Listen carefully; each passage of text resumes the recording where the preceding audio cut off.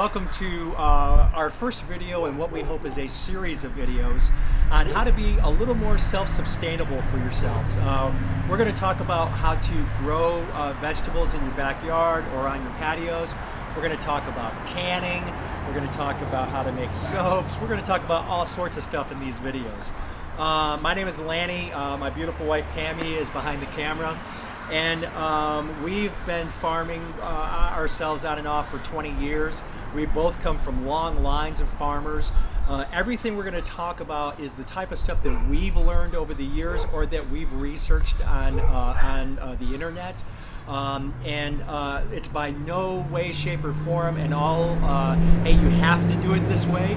But these are just the things that we've learned, and we had friends request videos on how to grow patio vegetables and things, and so we thought we'd talk about it. So we're going to jump right into this first video here. We're going to talk about containers, we're going to talk about soil, and we're going to talk about the types of vegetables that you could grow on your patio. Here in Texas, it's incredibly hot, but a lot of things grow very, very well. In patio containers, you could grow pretty much anything as far as crops that go, of course, above. Actually, you could even grow potatoes. We grow potatoes and things. But you could grow tomatoes and jalapenos and lettuce and peppers, all sorts of stuff like that. So let's talk about the containers first. We grow a lot of things in 20-gallon containers. You can see here we have potatoes going. And these are 20 gallons. And they're, I get them on Facebook Marketplace, and these are about $5 a piece. And what they are is they used to contain horse feed. And so the big thing is you have to make sure your containers are food compliant. What I mean by that is these are the 5-gallon buckets that we get. You can get them at Tractor Supply, and they say right on them food grade. You also, Tammy pointed this out the other day, if I could see it. Where is it? There it is. You can see this little triangle, and it has a number in it. As long as it has a 2, 1, or 0 in it, then it's also food grade.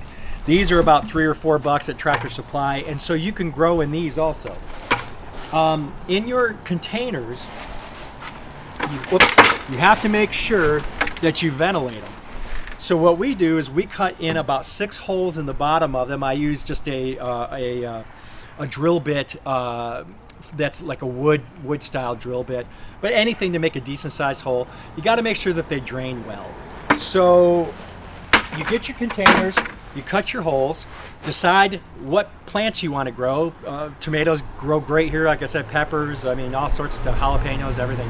And then you probably, for anything like that I just mentioned, any of those plants, you're going to fill up your soil probably about 85% of the way. You're going to leave yourself a lip of about that deep, a couple inches, I would say. And what we like to use is a couple different things. Now, we'll scan here real quick and kind of show you our gardens. But you can see our gardens, we do everything above ground because the soil here is horrible. The soil is absolutely horrible. So we do everything above ground, and we have a lot of stuff in the ground right now. Tomatoes, beans, peas, cucumbers, eggplant, squash. We have corn in, cantaloupe, potatoes. We have a ton of stuff in the ground right now. So when I'm doing that, I buy my dirt by the pickup truckload. But when I'm doing containers, if I just need a few bags of stuff, I love Home Depot. I buy a lot of stuff at Home Depot. I go to Home Depot and I usually get stuff like this, which is Miracle Grow. 4 minutes. I'm sorry? You're at 4 minutes. Yeah. I usually buy, YouTube told us our videos were too long, so we're rushing through this. I buy these bags of Miracle Grow garden soil. They're pretty good. This is a 1 cubic foot. If you want to go buy and get 5, 6, 7 bags of these, they're great. It's been pretty good soil. It does have some compost in it, but I also always buy Black Cow. Black Cow is basically manure, cow manure. And what I'll do is, like in a 5-gallon bucket, I'll fill this up about halfway, and then I'll put maybe a cup or 2 of the Black Cow in there and mix it up. Quite often also, especially when we're doing bigger things like the 20 gallons, we'll fill, actually this cart, we'll fill it with dirt or about halfway, and then we'll just pour, an eighth of a bag or so in of black cow, and just mix it up and just get a nice mixture. You want to be careful about too much manure or too much fertilizer. You can actually burn up your plants.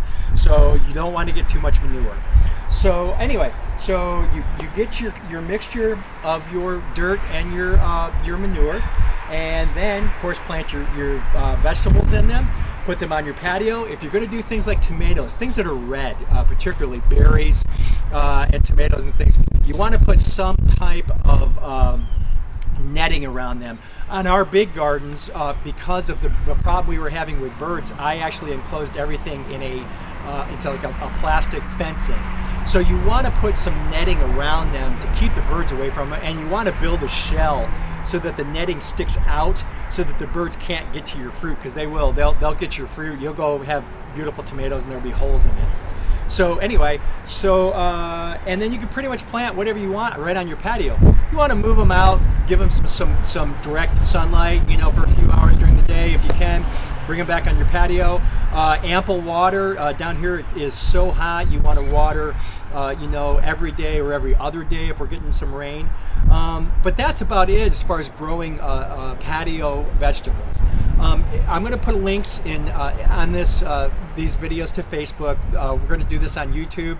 If you have questions, again, this is no way the all end, but we have a lot of things that we've learned over the years. So just message me, and I'll be more than happy to answer any questions that you guys might have.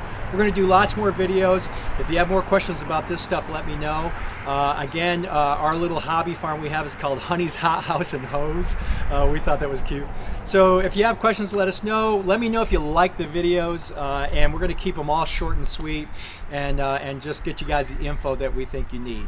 So hang in there. Times are tough right now. Hang in there. Grow some stuff, and we're thinking of you all, and take care.